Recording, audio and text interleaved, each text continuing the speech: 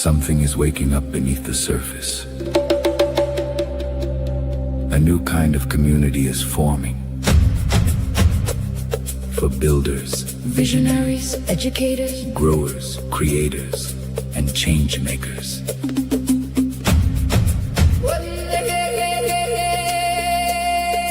Welcome to Gaia Guild School.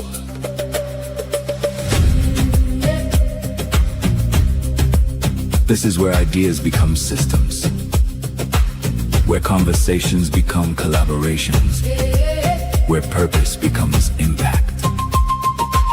Every Thursday, we gather for night school, a weekly meetup for those ready to connect, build, activate, and help shape what comes next. Hosted by Milan, Ludovico, and Michael Camp. Gaia Guild School is where regeneration meets technology, culture, education, and real-world action. From the soil to the stars, we build the future together. This September, the world anchors in Times Square. Footprints of Peace joins Pause the World for Peace. For the September Cosmoplex in NYC. Happening on the 18th through the 21st, connecting culture, Climate, unity, and global action into one movement. This is not just an event. It is the anchor gateway into the Footprints of Peace ecosystem. For a $1,000 global entry activation, partners receive a custom social announcement short video, inclusion in our International Peace Week campaign, and a full-page feature in the Footprints of Peace. September digital program. From there, the path grows into Times Square visibility, global broadcast opportunities, expansion events, Miami Art Week, and the 2027 Global Convergence. Our higher level packages build on this foundation, So every sponsor starts with story, visibility, and a footprint that can scale. One movement, one world, one future. Join us! September 18th through the 21st. Make your regenerative footprint at footprintsofpeace.com.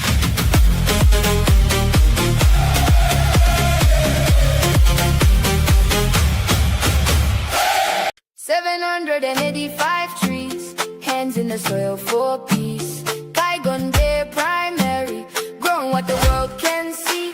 Together for trees, planted for the world to breathe. Together for trees, regenerative footprints of peace. Sponsor a tree, help a child believe. Sponsor a tree, feed the dream we need.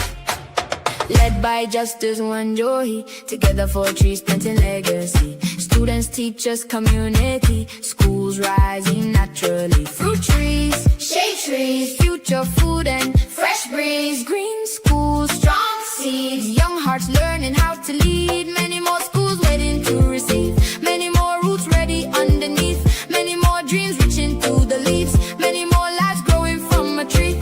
Together for trees, planted for the world to breathe. Together for trees, regenerative footprints of peace. Sponsor a tree, help a child believe. Sponsor a tree, feed the dream we need. Who plants peace? We plant trees. Who feeds dreams? We plant trees. Who heals earth? We plant trees. Who moves as one? Together for trees. Together for trees. Saigon did, made history. Together for trees, now grow the possibility. Sponsor a tree, make the future green. Sponsor a tree, create footprints of peace.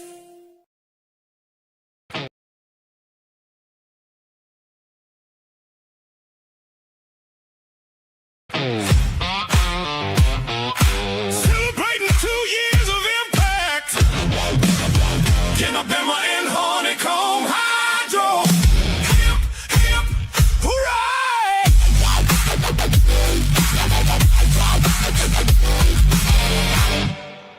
Change doesn't wait. Why should you? Welcome to the Gaia Guild, Global Action Impact Awareness. At GaiaGuild.com, thousands are coming together. Creators, innovators, change makers, building a future that matters. Your membership unlocks events, classes, and connections that spark action. And explore the G3 collection and exclusive guild merch at GaiaGuild.shop. This isn't just talk, it's movement and action. Gaia Guild. Join today. Become a guilder. Visit GaiaGuild.shop.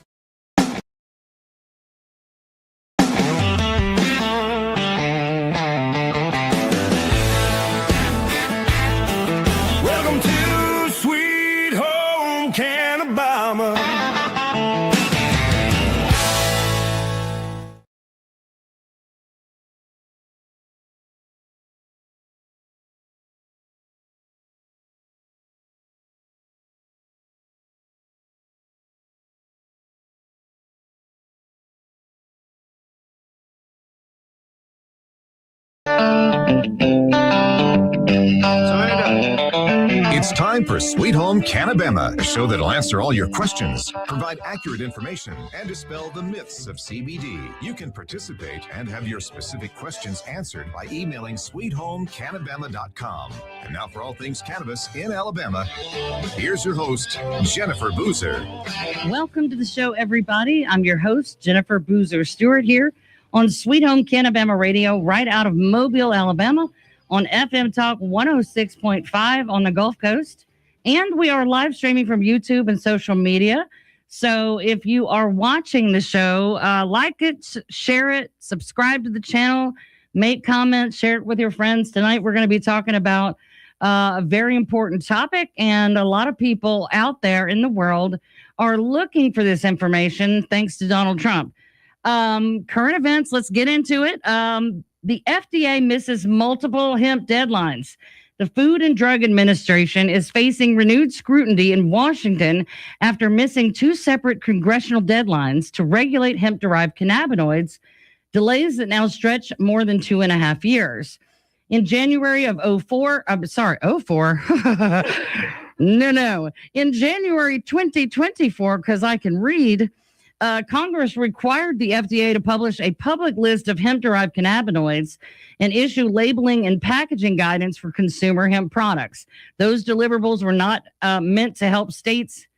They were meant to help states, manufacturers, and consumers navigate an exploding market of Delta-8, THCA, HHC, and other intoxicating hemp compounds. But as of August 2026, the FDA has released none of the required information.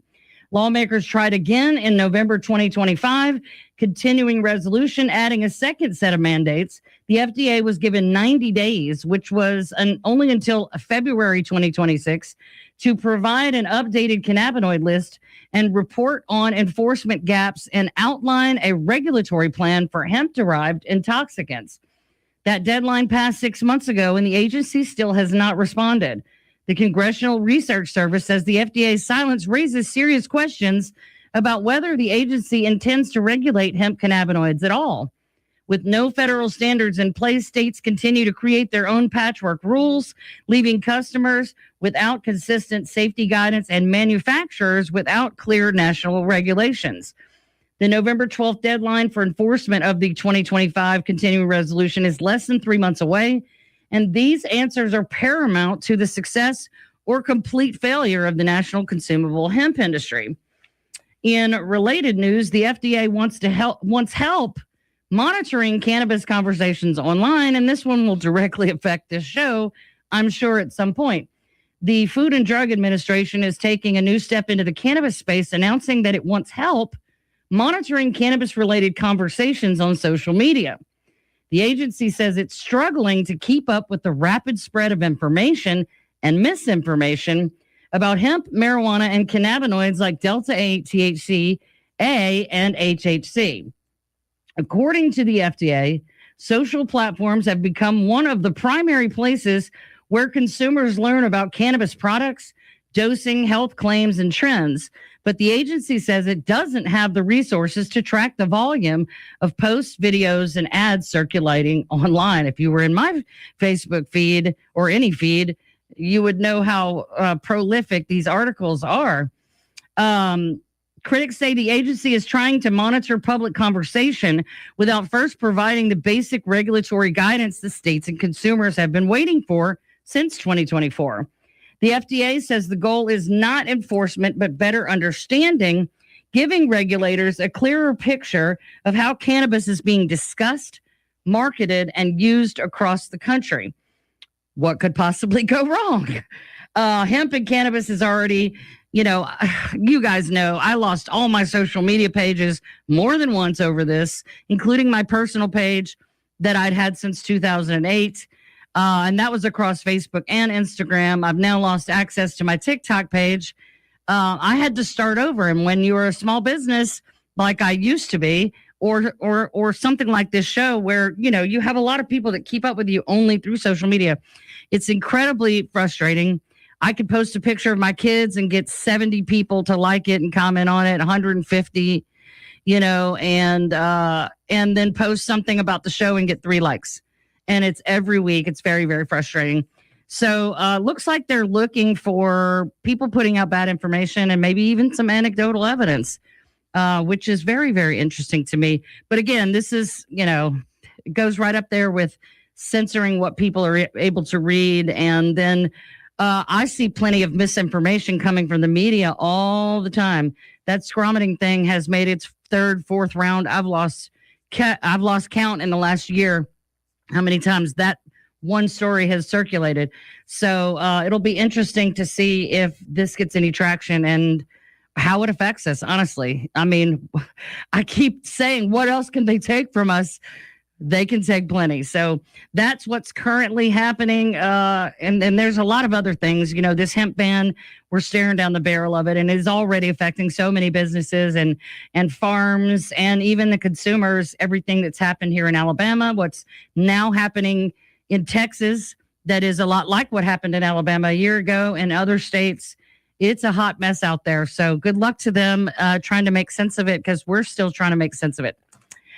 This summer, we have been doing our Back to Basics series, and tonight we continue with how to use it safely, where we will discuss how to use cannabis products for the elderly or for any new or inexperienced consumer with our very special guest, Dr. Peter Grinspoon. Dr. Peter Grinspoon is a Harvard-trained primary care physician, board-certified addiction specialist, and nationally recognized expert on medical cannabis and physician health. He practices at Massachusetts General Hospital and teaches at Harvard Medical School, where he has spent more than 25 years shaping evidence-based conversations around cannabis, addiction, and wellness. A leading voice in cannabis science and policy, Dr. Grinspoon is the author of 3 influential books: Free Refills, A Doctor Confronts His Addiction, Seeing Through the Smoke, and Aging Well with Cannabis. And he serves on the board of Doctors for Cannabis Regulation. His personal journey through addiction recovery informs his advocacy for compassionate, science-driven approaches to substance use and patient care.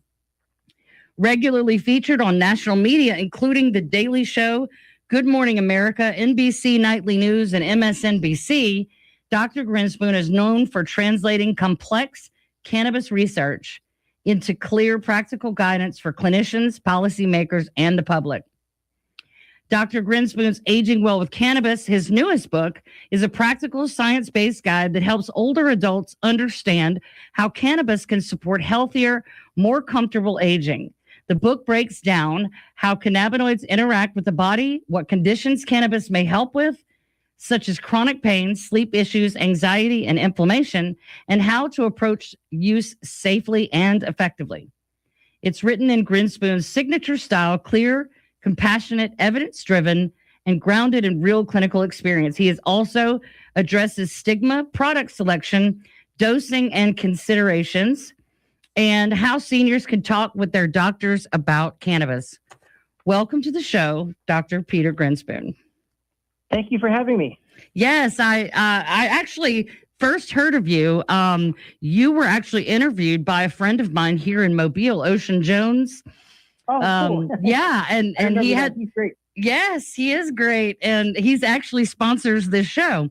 And I was so excited when I got to tell him, guess who I got to book on the show. So I'm very excited to have you here and be able to talk about this because, like I said before, with President Trump's executive order and the Medicare program now willing to subsidize full spectrum CBD for seniors over 65 on Medicare, it's like, are we talking about a ban or are we talking about, CBD to the tune of $70 billion for seniors paid for by Medicare? I mean, it's a huge contradiction in everything that we're seeing in the press and legally, legislation. It's just like a constant ebb and flow of yes and no. And so, but I think that this conversation is definitely one that we need to have because people know about cannabis generally. Most people do. And lots of people across the country have tried it or use it regularly. But rarely do they understand it to the extent that they can be a more savvy consumer, how to be safe. Lots of people, go into it and they don't even understand what to ask and end up overdoing it, having a bad experience, using the wrong method of consumption. And so that was why I wanted to have you on. So let's talk about, if you've never used it before or you've only dabbled, how to be safe. So thank you very much for being here with us tonight. When we come back, these are really important topics. They are. I'm so sorry. We got to go to a break. But when we come back, we're going to get into it with Dr. Grinspoon. Stay with us.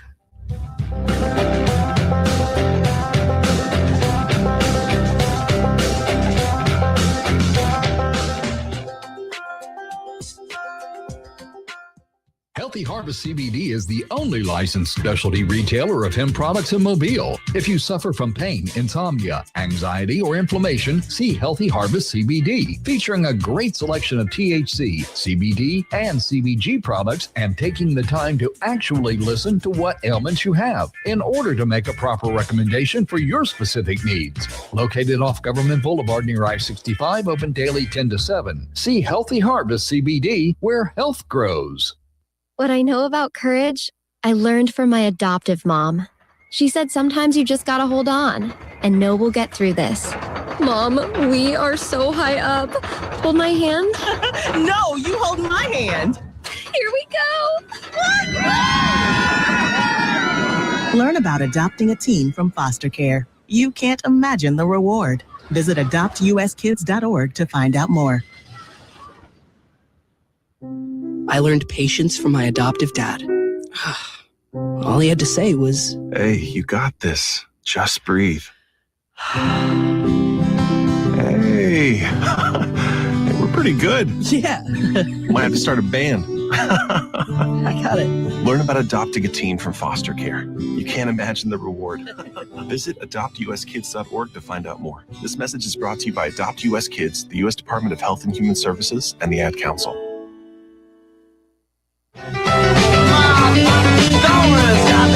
Welcome back to Sweet Home Canabema. Now with all the information you want about CBD, here's your host, Jennifer Boozer.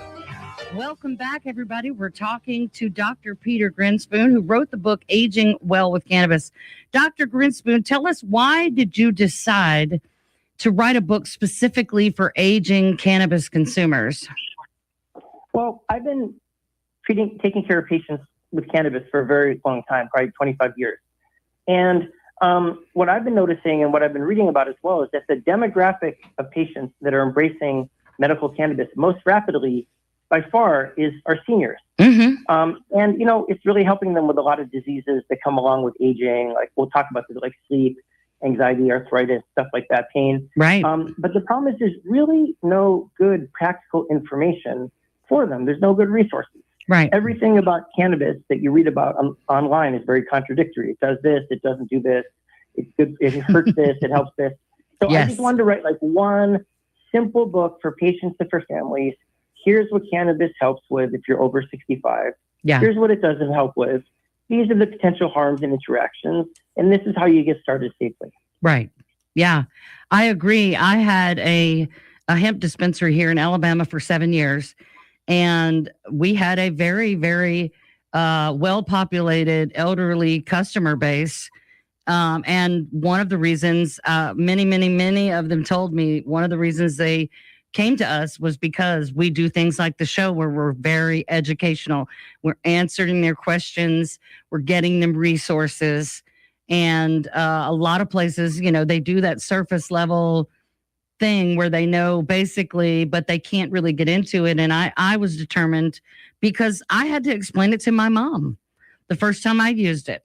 My mom was a kindergarten teacher for 30 years in the South, and the DARE program and the war on drugs and all those things. And she was very anti. And I had to learn about it in order to talk about it with her. And now she's one of my biggest fans, and she doesn't go anywhere without her CBD pain roller, you know? So I do think that when especially, you know, my mom is 67, so she's on the lower end of that group. But when you've been through all the propaganda and you remember, you know, she went to high school in the 70s, and, you know, it was during Vietnam and all those things. All of those people were told one thing for a very long time. And so it's hard sometimes to really retrain the brain to be open to something like that. But, there's a way to do it, and it's with education. I tell people all the time, stoners know what you're doing. Even if they can't explain it to you, it's the people that don't live with it day to day that need to understand it. So I think that this is going to be a great book for elderly people and even for their families. Like you said, parents have adult kids that are trying to help them take care of themselves. Let's get into safety. For someone brand new to cannabis, what are the most important safety principles they should understand before trying it for the first time? Well, the first three are dose, number 2 is dose, and number 3 is taking the right dose. Right. You want to be really, really careful of the dose. Right. If you take a really small dose to get started, it might not be enough. It might not do anything. Go up in a couple of days and eventually get to the right level for you.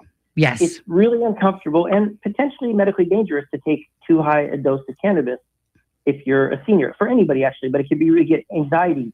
It really doesn't feel good. So you need to take, like any medicine, the lowest effective dose so you feel comfortable. Right. So it's all about starting low and going slow and working your way up patiently and just not taking too much. You have to be careful.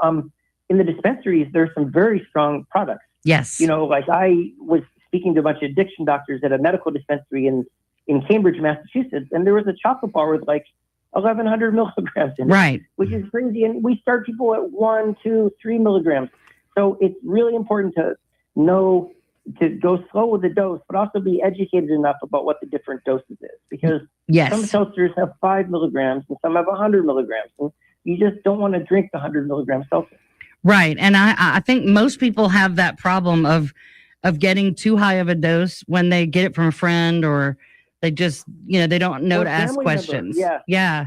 Oh, yeah. I can't tell you how many people came in and said, my friend or so-and-so gave me a gummy and I was high for 3 days. We don't want that. I tell people all the time, start low.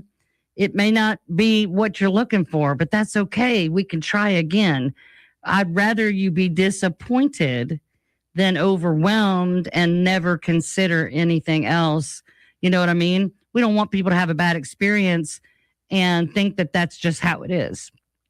No, absolutely. And also the medical doses tend to be lower than the recreational doses. It's like you're not trying to get high. You're trying to just feel like your pain is less troubling to you. Well, and of course, there's the education of not everything is about THC, and there are other cannabinoids and all the things. And we've already gone through that, terpenes, flavonoids, all the ways that the plant works as a whole, and definitely, because I tell people too, like with CBD, it's never going to really get you high, but if you'll reach this plateau, everyone's got this sort of sweet spot. And when you start low and work your way up to it, once it reaches peak effectiveness, more isn't more. It's just a waste of time and money to, take 100 milligrams of CBD if all you needed is 50. So I think that you're right. Dose is the start and the finish of a bad experience or a good experience. And then everything follows from dose, right? You figure out how much of a gummy or how many drops of a tincture, or if you're using a dryer vaporizer, how many puffs. Once you know the dose, you figure everything else out. Yes. The doses, you can't really go wrong. If you have the dose correctly, nothing is going to go wrong. Right. If you have a consistent product that is basically the same all the time and you use it the same way all the time, it's much more predictable, especially things like edibles. A lot of people get scared of edibles, and I don't prefer to inhale it, so I rely on tinctures and edibles.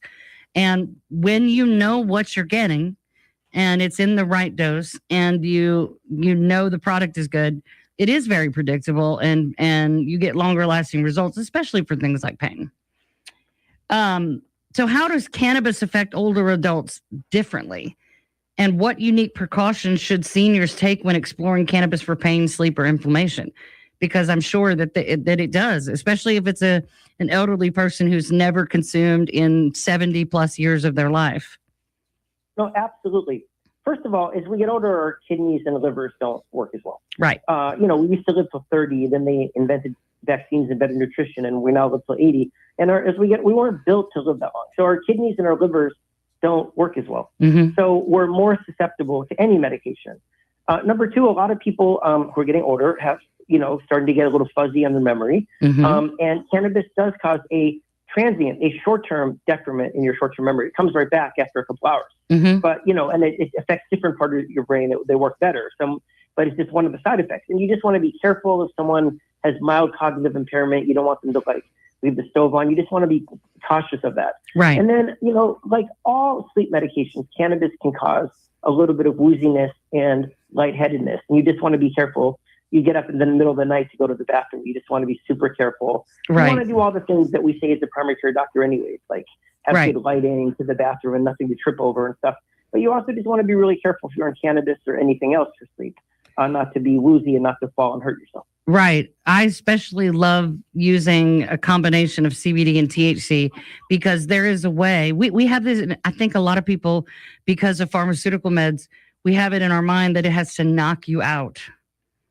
And you don't need that with cannabis because, first of all, it's not treating your brain the same way. It's actually restoring balance in your brain chemistry and helping you sleep naturally. So when you do wake up in the middle of the night, if, like I said, if you know what your dose is, you know how to temper it to where you're not going to be groggy and falling all over the place in the middle of the night. I do remember the first time I had THC, and of course, someone gave it to me, and it was too much. And I remember waking up in the middle of the night, and good thing no one had a video camera on how long it took me to get from the bed to the bathroom. But that's a real risk. You definitely, when you get into osteoporosis and things like that, you don't want anybody falling and breaking a hip because their gummy was too strong. No, absolutely. I mean, again, most medications for sleep, what are we going to use? Benadryl, Ambien, Valium, stuff like they all cause, those medications cause dementia, which cannabis doesn't cause. It causes short-term memory loss, but does not cause dementia. But they all cause wooziness. I tend to think, as you say, if you have the dose right, cannabis is less of an offender than the other medications. Right. And it's all about harm reduction. You want to make this as safe as you can. No medication is going to be completely safe. Right. But if cannabis is safer than the Ambien, then that's the win.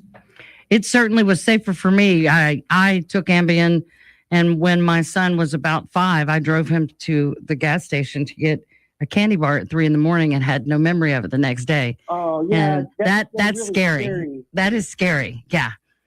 Yeah. That happens all the time, actually. Ambien is involved in like 10% of car accidents. Oh, wow. That doesn't surprise me at all. I've heard people doing wild things with Ambien.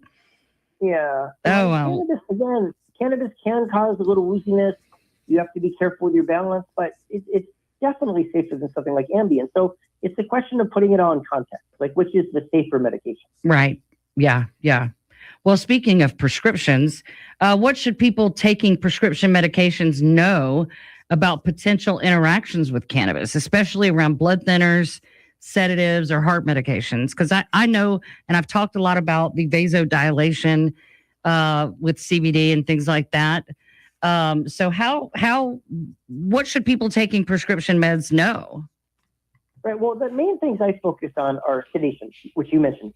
Right. If you're taking something sedating, like an opiate or a benzodiazepine, a Valium, an Ativan, something like that, the cannabis can be additively sedating. So, you're not supposed to drive on any of this stuff, but you wouldn't want to do anything that required responsibility because, taking care of kids or anything, because it could be additively sedating. And then the other thing with CBD, I'm always careful because, everybody hears you're not supposed to drink grapefruit juice with certain medications. Right. CBD works exactly the same way. It competes for your liver enzyme. Yes. So it can raise the level of certain medications in your blood. Now, some medications don't matter as much, but if, as you mentioned, a blood thinner, an immunosuppressant, an anti-cancer drug, they usually have to be kept within a pretty narrow range to function safely. Right. And CBD can boost their level. So which isn't to say don't use CBD. It's just to say, make sure that your doctor knows that you're using CBD and he or she may need to check the levels a little more frequently. Yes. When we come back from the break, more with Dr. Grinspoon. Stay with us.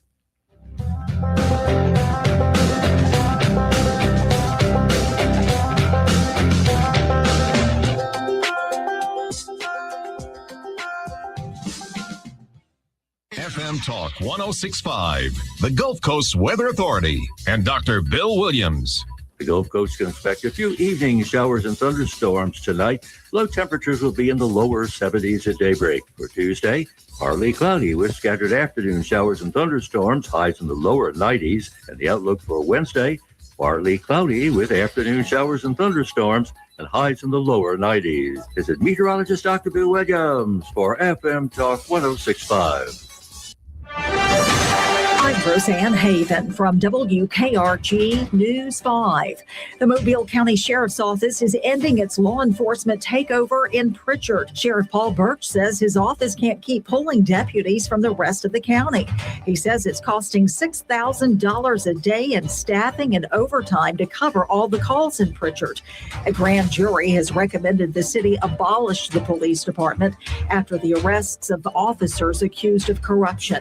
The sheriff says the takeover ends September 4th. Baldwin County authorities continue their search for a Bay Minette man wanted in a weekend shooting at a birthday party in the Pine Grove community. 21-year-old Jatwan Williams will be charged with attempted murder. Authorities say the victim, shot multiple times, remains in the hospital. I'm Roseanne Haven from WKRG News 5. Local coverage you can count on. Healthy Harvest CBD is the only licensed specialty retailer of hemp products in Mobile. If you suffer from pain, insomnia, anxiety, or inflammation, see Healthy Harvest CBD, featuring a great selection of THC, CBD, and CBG products, and taking the time to actually listen to what ailments you have in order to make a proper recommendation for your specific needs. Located off Government Boulevard near I-65, open daily 10 to 7. See Healthy Harvest CBD, where health grows. My dad, he's a double amputee, and he's one of my favorite people in the world. To me, a hero is someone who fights for our country and freedom. My dad is a hero. Homes for Our Troops built this house, and it's basically made for him. My dad can get through the wide doorways. When he is making our lunch, he can reach anything we need. He'll help me build tiny projects. Life is good here. Without Homes for Our Troops, we'd be living in a home that didn't have all these features that helped him. Homes for Our Troops builds and donates specially adapted custom homes nationwide for severely injured post 9/11 veterans and enables them to rebuild their lives. If they get a new house like this one, it'll help them do normal life. My dad's not just a hero, he's my hero. Join our mission at hfotusa.org.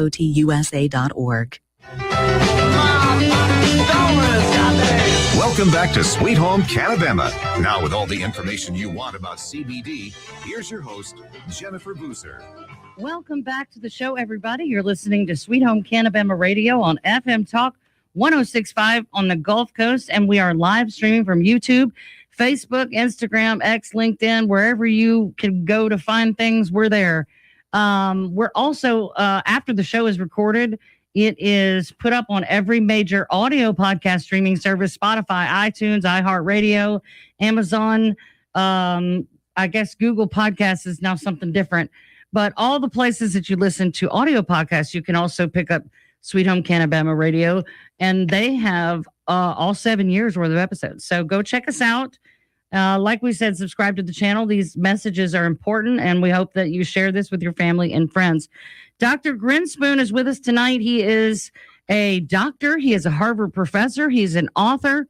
He is an addiction and a cannabis expert and a well-known name in the cannabis community. We've been talking about his book, Aging Well with Cannabis, and why the topic of teaching the elderly how to be safe and savvy consumers is so important.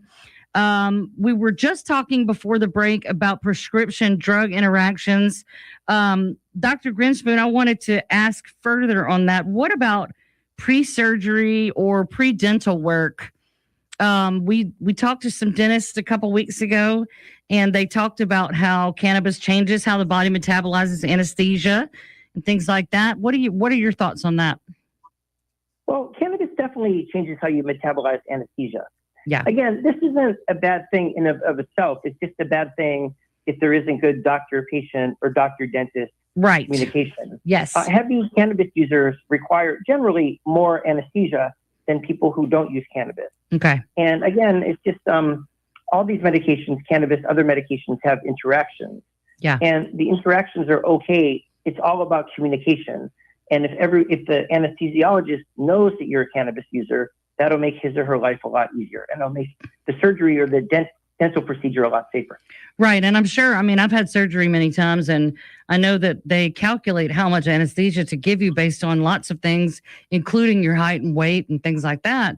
So I imagine that having an outside factor that you're not aware of, as far as the anesthesiologist goes, if you've got a normal dose for a person that age and size and whatever else the factors are, but they're still not getting sedated or getting numb in the mouth, I mean, that could be very frustrating, because you certainly don't want to get into too much anesthesia, because then that can be dangerous.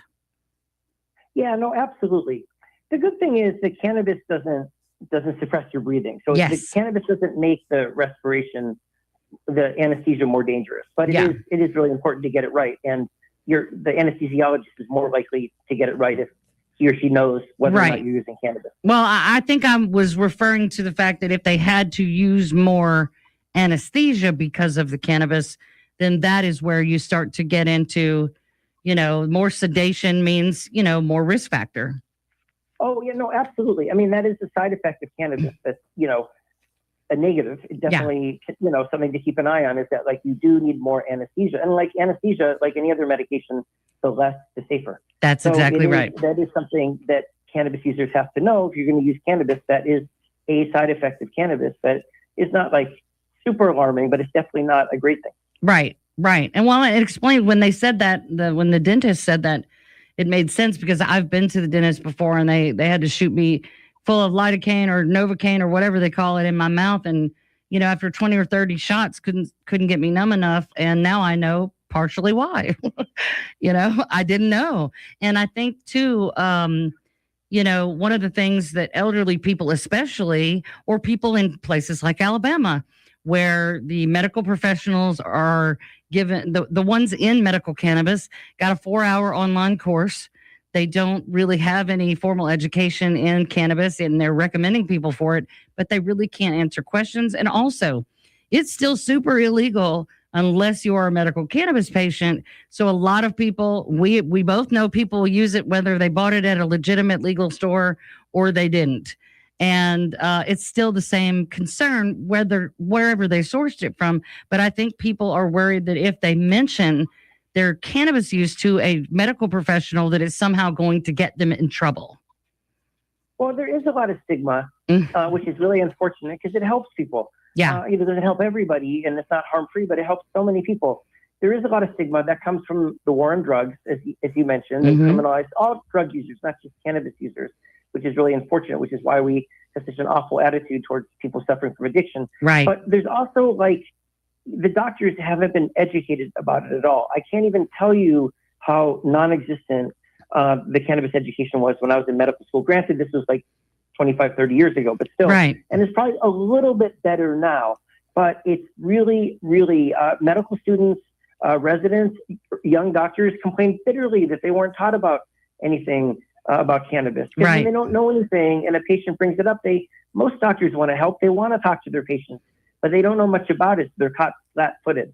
So the answer to all of this is to really educate doctors on cannabis, how it works, what it works for, what it doesn't work for, and how to educate people to get started. Right. Because if people can't ask their doctors, where do they go for information? Right. So try the internet. That's too confusing because everything's contradictory. Right. So then they talk to the bud tender. The friendly bud tenders that sell you cannabis in the medical dispensaries, they're well-intentioned, but they're not medically trained. They shouldn't be telling you what you should be using for rheumatoid arthritis. It's just not what they do. So the key to all of this is really educating doctors. Yes, I think in Alabama there's a certain rule, and when I say our program, it's not new. It was legalized in 21, but lawsuits. We've got our first dispensary. There's only one. It's in Montgomery, which is 3 hours from where I'm sitting, and but that's all we have. And I think there's a rule about the bud tenders not being able to even recommend methods of consumption unless there's a pharmacologist on staff or something like that, a medical professional on the premises on staff there to give any advice. but that the bud tenders are told not to even really, just be friendly. Hey, what do you want? I can get it for you. Here it is. Let me take your money. But there's not a lot of advice giving available. And like I said, the doctors here only get a 4-hour online course. So I think that's insane to me, to go to medical school for 8-10 years, but only need a 4-hour course. This plan affects the entire body, and millions of Americans are using it, and it's legal in 41 states. No, absolutely. And, the endocannabinoid system, which is the set of neurotransmitters and receptors yes, that cannabis works on, that controls so many other things in the body. Absolutely. So they should be teaching the endocannabinoid system to all doctors. And furthermore, if you're against cannabis, you think it's Satan's lettuce, you still have to understand the endocannabinoid system to explain why you think it's bad. Right. So it's absolutely criminal how little they teach doctors. A part of the problem is that not all doctors agree about cannabis. We all agree you take this medication, it lowers your cholesterol. All doctors agree about that. Right. Some doctors think that cannabis doesn't work for anything. Other doctors think that it does help people with pain, anxiety, insomnia. Some doctors think it's super addictive. Other people like me think it's less addictive than alcohol, tobacco, or opiates. Right. Or cocaine. So it's hard to come up with a curriculum if the doctors don't entirely agree about cannabis. So that's one challenge that I've been working on. And on the topic of addiction, I mean, those of us who have been opiate addicts before, or who have lived with alcoholics or other types of addicts, know that cannabis doesn't even touch the addictiveness of those substances in comparison. Dependence, yes, but I mean, you could call me dependent. I bet you there's plenty of people that might say I have cannabis use disorder because I use CBD every day and I take a gummy to sleep every night. As a recovering addict, almost 12 years away from opiates, I could tell you if I ran out, it wouldn't crash my world in two, and I wouldn't be looking to, be out there stealing catalytic converters to get some. It's not even remotely the same type of thing. And I think that stigma, the addiction part, and the levels of dependence and understanding, you wouldn't say if somebody needs a blood pressure pill every day, you wouldn't say that they are addicted to blood pressure medicine. Well, you know what I mean? This is one of my favorite topics. First of all, I want to say congratulations on your recovery. Thank you. I'm personally 20 years in recovery. So nice. Cannabis is addictive. I do treat people for cannabis addiction. Mm-hmm. And cannabis addiction can really affect, especially young people's school, their social interactions. Right. It can really affect their work. That's why we don't want teens smoking it. They tend to get more addicted than adults do to everything. Right. And I think cannabis addiction needs to be treated like any other addiction, with empathy and with skill. But at the same time, it is less addictive than tobacco, alcohol, or opiates, and it's not life-threatening. Right. So I work in the addiction clinic in my hospital, right? Someone comes in on methamphetamine, cocaine, heroin, fentanyl, and alcohol, and cannabis. Cannabis is not by any means at the top of the list. Right. So we do take cannabis addiction seriously.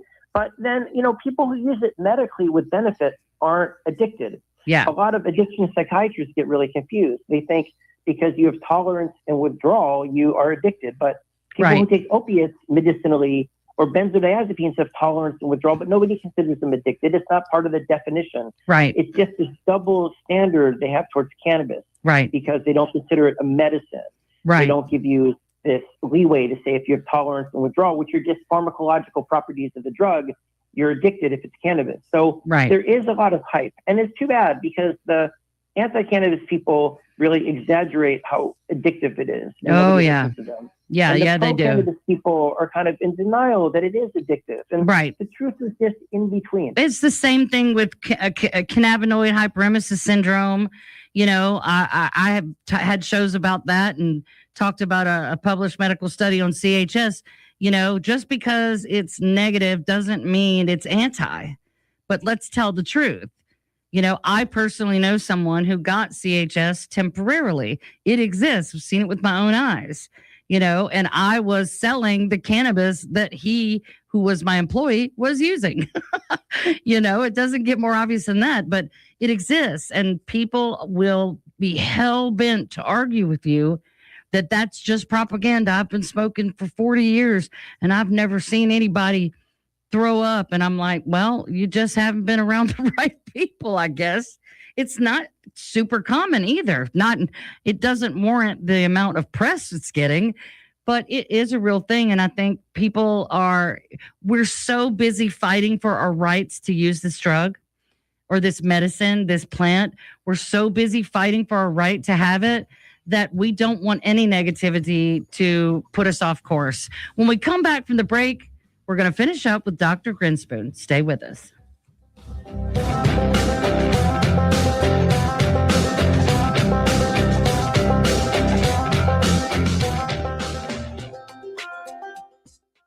Healthy Harvest CBD is the only licensed specialty retailer of hemp products in Mobile. If you suffer from pain, insomnia, anxiety, or inflammation, see Healthy Harvest CBD, featuring a great selection of THC, CBD, and CBG products, and taking the time to actually listen to what ailments you have in order to make a proper recommendation for your specific needs. Located off Government Boulevard near I-65, open daily 10 to 7. See Healthy Harvest CBD, where health grows. Being blind doesn't always look how others may think. Stargardt disease was supposed to define me. Retinitis pigmentosa aimed to overwhelm my family. It tried to cut me down. A blinding eye disease attempted to force me away from doing what I was born to do. But it cannot stop me. I have the tools. I will keep moving forward. Pushing past the limits of this disability. I know where to find support and where I can be seen. Loss of sight won't blind our vision. Innovative research, educational resources, supportive community. The Foundation Fighting Blindness is leading the charge in finding treatments and cures for blinding diseases.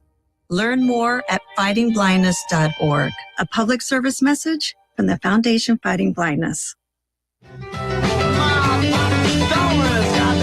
Welcome back to Sweet Home Canabema. Now, with all the information you want about CBD, here's your host, Jennifer Boozer.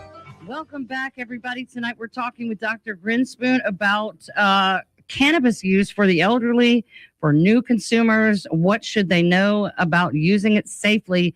Dr. Grinspoon, how should new or older users decide method of consumption, inhalation, edible, tincture, topical, or raw cannabis products like microgreens or juice leaves? Well, I'm a doctor, so I'm not a big fan of inhaling. Yes. You know, if you have a party once a week, you take a puff, it's not going to hurt you. But if you're going to be using medicine like every day, you shouldn't be inhaling it, because cannabis smoke has a lot of the same combustion products that tobacco smoke does. So of course. No in which inhaling it is safe. At the end of the day, smoke is smoke. Right. If you're a chemotherapy patient, you feel vomiting coming on really quickly, you're not going to wait an hour for an edible to kick in. That's true. There might be certain circumstances where it's humane to smoke, but I love under the tongue tinctures because you could really get the dose exactly right. They kick in 20 to 30 minutes. You can get some CBD, some THC. You can get the ratio you want. It lasts 4 to 6 hours. So I'm a big fan of under the tongue tinctures. Edibles are great for people who have like chronic pain because they last for like 8 hours. Yes. You just have to get the dose right. And as we talked about earlier in the show, you have to start low and go slow and work your way up very slowly in the edible, because the last thing you want to do is take too much of an edible and have too much in your system for 8 hours. For 8 hours, yes. Yeah. And then people forget about topicals because, you know, you have an arthritic joint, you could rub some THC or some CBD cream on it and it'll feel a lot better. And then, you know, there are all these new types, more popular, believe it or not, are suppositories, right? The theory is put the medicine where it needs to go. If you have colitis, do a rectal suppository. If you have endometriosis, use a vaginal suppository. Absolutely. It's very effective. So there are a wide variety. Now there are these seltzers. In Massachusetts, we have everything. There's seltzers, there's spritzes, there are inhalers, there are skin patches. It's really hard to keep up with it. But the main ones are really the edible and the tincture. Those are the ones that I use in 90% of patients. Yeah, if I had to pick a few things to keep and lose everything else, tincture, topical, and edible would be the keepers for me, because I am a chronic pain patient I have a legitimate reason to use Oxycontin, but Oxycontin did not help me in every other aspect of my life. And so, but I am a big tincture fan. That's what we started with when there was nothing. There were tinctures and topicals. And I find with the elderly community, especially because of the fear of ingesting at all, topicals win people over. You can rub a topical. Oh, I can't tell you how many sweet ladies I have sat there at the counter and rubbed a topical onto their gnarled up hands and stretched their fingers out. And they call me the next day and say, oh my gosh, I could knit again. It's amazing. Topicals kind of bridge the gap for a lot of people, because once they figure out it's not going to make them feel crazy or knock them out, then they're like, well, maybe I can take a tincture, And I think that helps a lot of people get over the hump. I agree. I mean, topicals are like low-hanging fruit. There's no psychoactive effect. They really help people. I think CBD helps people get over the hump too. Yeah, absolutely. It's intoxicating. Yes. So I find a lot of people are anxious about it, but then they use a little bit of CBD and they feel better. But it's not quite doing the trick. Like if you have like moderate chronic pain, CBD is not going to be quite strong enough. Right. You might want to add a little bit of THC. Well, yeah, I use THC at night specifically because I don't want to have any of the impairing effects or the dry mouth. The THC edible really gives me the dry mouth and makes me sleepy. So I use that at night because CBD in a true full spectrum CBD in a high enough dose that matches what I need, I'm good with that until nighttime because, you put yourself through it all day long. Plus I had insomnia and restless leg. I'm, mid-menopause here, all the problems. So that THC at night is a necessary addition. I mean, that is what THC is really good for. It's like people with insomnia due to chronic pain is one of the best indications for THC. And you're absolutely right. If you take it at night, you're not impaired. Yep. You still have to get, as we talked about earlier, careful when you get up to go to the bathroom in the middle of the night. Yeah. But you don't feel groggy the next day. And, it's really amazing. There isn't actually great data on the effectiveness of opiates for chronic pain. People just got put on opiates for chronic pain because of the whole story, which is another conversation. Oh, yeah. With Purdue Pharmaceuticals and doctors overprescribing it. But I'm convinced for mild to moderate pain, the cannabis is just as effective as opiates. As a chronic pain patient since the age of 15, including my 10 years of addiction, and then having been on cannabis for over 10 years, I would argue you to just about the death that it is way better. And my first experience with CBD, full spectrum, high CBD, that dark goo, the best stuff in the world. My first experience with it, I was post-surgery and in a whole lot of pain with having been on opiates. And it immediately did so much more for me than even the IV morphine did. And that I needed that extreme experience to inspire me. And then that night I slept through the night for the first time in 14 years. And I was sold. When you can get people who are on chronic opiates to transition to cannabis, they do a lot better and they're a lot happier. Oh my God. The mental health alone is better. Right. It can be hard to get them to do that because, they've been on opiates for a long time. You and I both know the fear of that withdrawal is on a cellular level. Yeah, exactly. So, but if you can get if and when you get people to do it, I've had a lot of success over the years. Yeah. People just do a lot better. They're not opiates make you constipated. They make you groggy. They make you feel dumb. They cause a lot more falls than cannabis does, and people do a lot better. The other problem though is that health insurance pays for opiates and doesn't pay for cannabis. I had a patient who I got off, not only did I get a Percocet, but I also got off Valium. And they're doing really well, but then 3 months later, they're back in the Percocet and they're back in the Valium. Because it's free. Yeah. And they're like, well, in Mass Health, it's $1 for the Percocet and $1 for the Valium, but the cannabis was costing me $100 a month and I couldn't afford it. Right. So we really need to find a way to help people afford cannabis, especially seniors and veterans, people on a fixed income have a really difficult time. Absolutely. The people that need it the most can afford it the least. I am right there with you. It is really, really frustrating. And hopefully the new Medicare program will help start people down that road, and they'll at least use the $500. And I know for me, $500 worth of product could never get me through a year, but it could get you a good way down the road. And especially if you're using, lower potency products and not taking it as much, it could really change people's quality of life. What red flags should people look for when shopping for cannabis to avoid contamination, mislabeling, unsafe products? I mean, what are your safety recommendations when choosing a source? Well, first of all, go to the legal market, right? For example, Absolutely. We have a great legal market. Everything's well regulated, it's tested, it's excellent. You could buy cannabis products for half the price in the illicit market, but they're not going to be as safe. So even though it's tempting to buy the cheaper product, go through the legal market. Right. And then if it's something like CBD, which isn't regulated, very consistently at all by anybody, it's really important to have a certificate of analysis so that you know that they do independent laboratory testing and that what you're buying, if it says 25 milligrams of CBD, is actually 25 milligrams of CBD. I agree. We talk about the importance of COAs, and having been in the hemp market, which was the only plant access anybody in our state has ever had, it was important to me to make sure that I was only doing business with farms and companies that were doing their due diligence and going above and beyond for safety because of that fact, because there was nobody forcing them to in the beginning, and now we are where we are. So I definitely believe in a good COA. The problem is most people don't know how to read them, but we're going to do some educational shows on that very soon as well.